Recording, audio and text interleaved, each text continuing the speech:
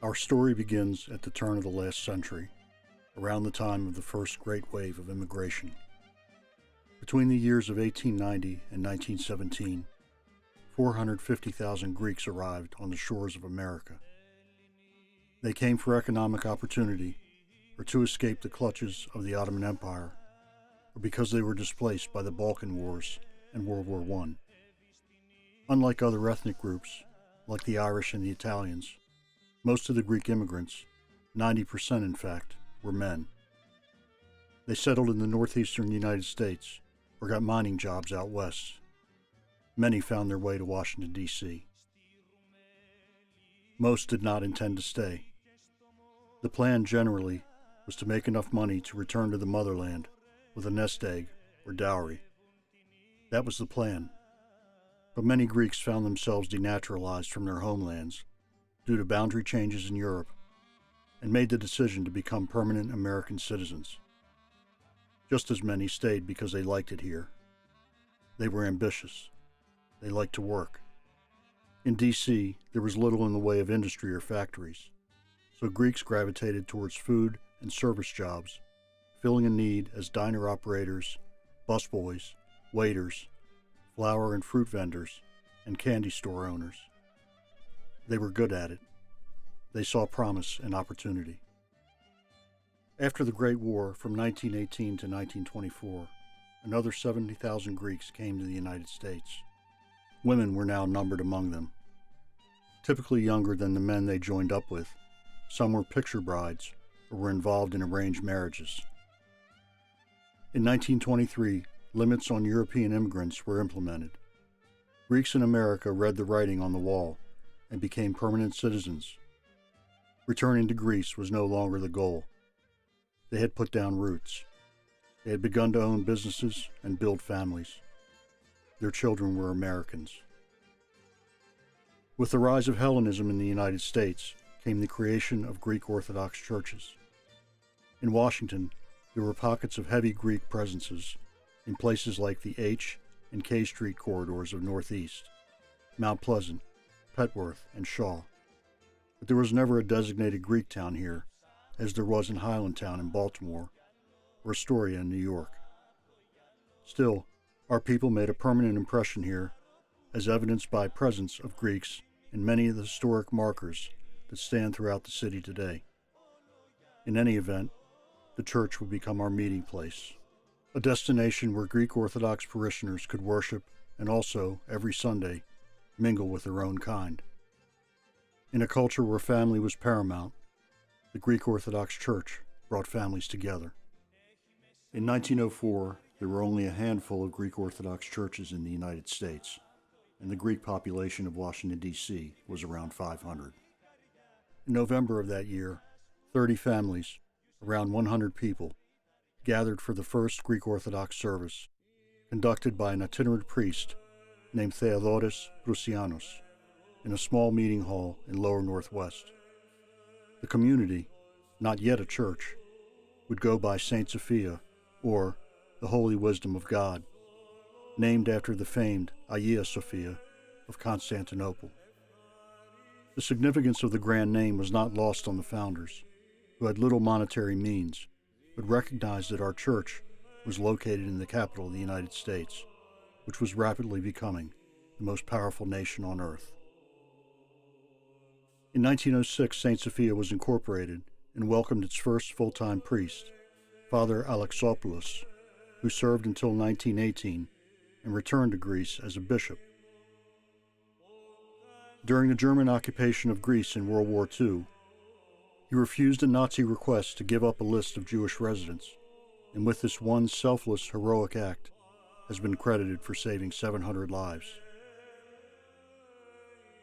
In 1908, the community founded its initial permanent home at 6th and G Streets Northwest, in the first synagogue in D.C., the Adas Israel Congregation.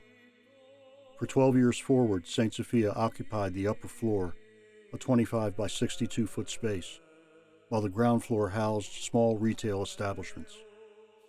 Those who are interested can still see the building today. It has been moved intact to 3rd and G Northwest and is now designated as a historic landmark. In 1913, the community bought a property on the northeast corner of 8th and L with the intention of building our first proper church. The price of the property was $12,500, but there was little in the way of additional funds to proceed to build, so construction would not commence for another 6 years. For the remainder of the decade, the country, and many Greek Americans, were consumed first with the Balkan Wars and then with World War I. In Greece, a schism occurred between the Royalists, who felt the country should be neutral, and the anti-Royalists, who felt the country should stand with the Allies. This schism extended to Greek Americans.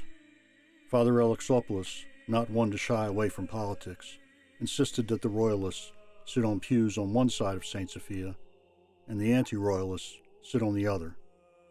Eventually, this divide became too great, and in 1918, the Royalists formed their own church, St. Constantine and Helen, at 6th and C, Southwest. The political debate was blunted at the advent of World War I, when Greek Americans of all stripes agreed on the necessity of joining the fight. But now Washington had 2 Greek Orthodox churches to accommodate the growing population. As the St. Sophia community waited for the new church to be built, it was decided that a need had to be filled: a Greek language school, or, as generations have simply called it, Greek school. In actuality, most of the kids of that era did not have to be taught how to speak Greek. It was their second language. In some cases, Greek American kids entered public school not knowing how to speak, read, or write English. But Greek school was more than conjugating verbs, learning the alphabet, or singing floga floga. It was about preserving our history and our culture.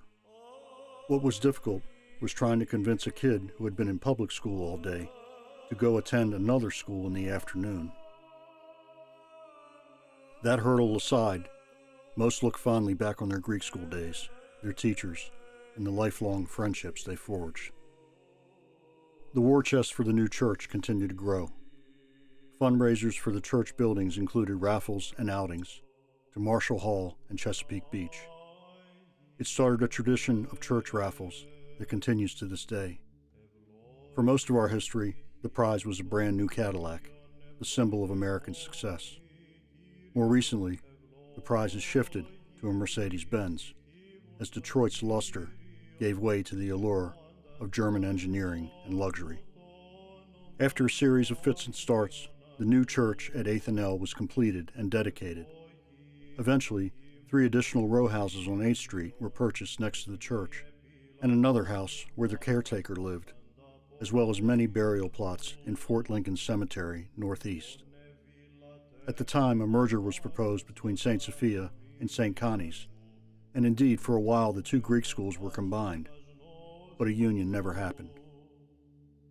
Though not officially formed until 1937, the Philoptochos Society of St. Sophia began around 1931, fittingly in the heart of the Great Depression, when people needed charity most. The role of women in our church cannot be understated. While raising families of their own, working outside the home, or both, these women somehow found the time to assist the priests, care for the elderly and indigent, cook and cater, supervise church improvements, and come to the aid of anyone in need. How many of us have been with a sick parent or relative, only to be surprised by a knock on the door to find a Philoptochos woman holding a katsarola of avgolemino soup? It is not an exaggeration to say that these friends of the poor exemplify the very idea of Christian charity, and to this day are an integral part of our church. Though there were many priests who served our church in the early years, the arrival of Father Lalousis in 1934 marked the beginning of a period of stability to the parish. He would faithfully serve for 26 years in both the old church at 8th and L and the magnificent cathedral that was to come.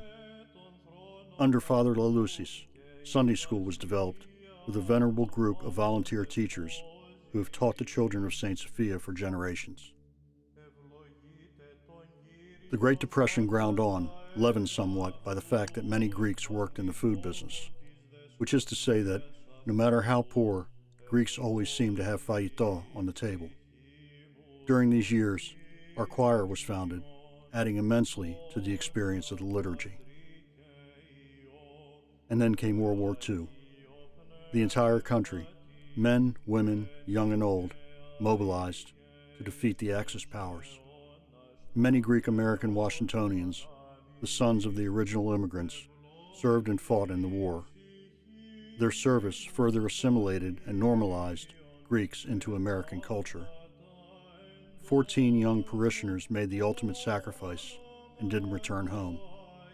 Many more did return, got married, started families of their own, and worked toward the post-war goal of home ownership, success, higher education, and opportunity for their children, the manifestation of the American dream.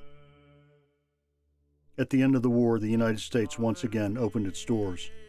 For the next 36 years, over 200,000 Greeks came to America. Many of this next wave of immigrants arrived educated and immediately entered the white-collar workforce as scientists, doctors, and lawyers. The Greek American population in Washington grew in size and diversity. At St. Sophia, the parishioners were now primarily English-speaking. The youth of the church were Americanized, so the English language was slowly introduced into the liturgy. The decision was made to purchase land for a new church, a structure that was envisioned to hold 750 parishioners with an adjoining community center that could accommodate 1,000. A site was found at 36 and Massachusetts Avenue at what was then considered a bucolic location on the high ground of Northwest. The land was purchased for $92,000. Now the community needed to find the money to build the structure. Fundraising commenced, including annual bazaars held at Uline Arena and the National Guard Armory, staffed by church volunteers. St. Sophia bazaars continue to be an important part of our fundraising to this day, and also a way for the non-Greek Orthodox community of Washington to get to know us. In the late 40s, New York architect Archie Protopappas was hired to design the new church. A drawing of the proposed church and community center was widely circulated to general approval. In 1950, a blessing of the ground was held, and in September of 1951, construction began. Severe monetary challenges were ahead, with construction delays due to unpaid bills. The community center portion of the building was scrapped, a temporary casualty. But through the grace of God, charity, and bank loans, the project came to fruition. On February 20th, 1955, Father Lelusis locked the doors of the church at 8th and L and ended a 35-year chapter of our history. Father Lelusis, his altar boys, the choir, and church leaders then took a motorcade to 36 and Mass, where 2,000 parishioners waited. A white ribbon was cut, and the doors to the new St. Sophia were opened.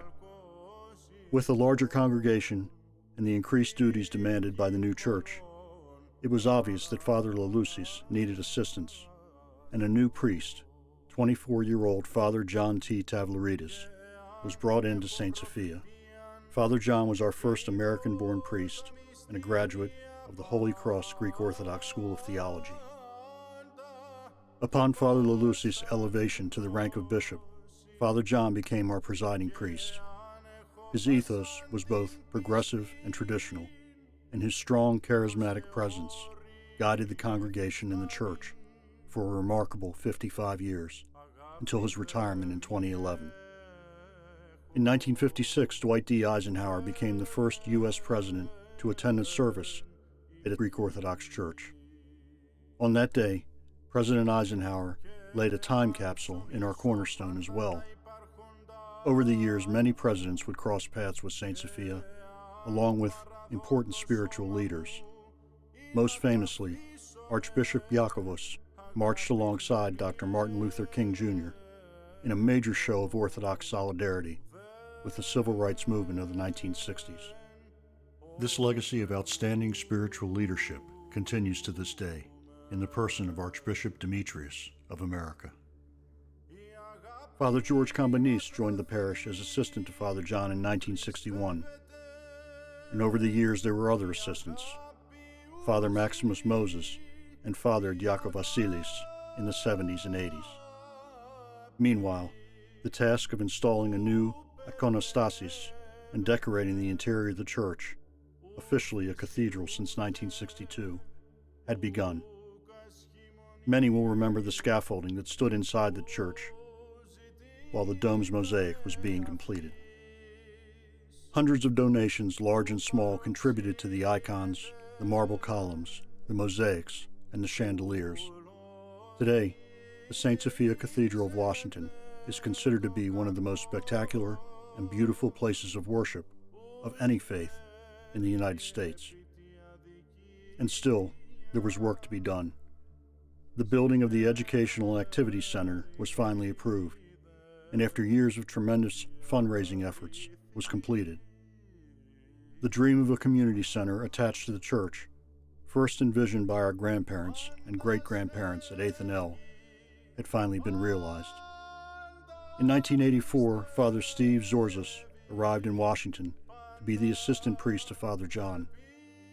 For 31 years, this theologian and singular personality has been a beloved figure of the cathedral, and since Father John's retirement, our primary priest.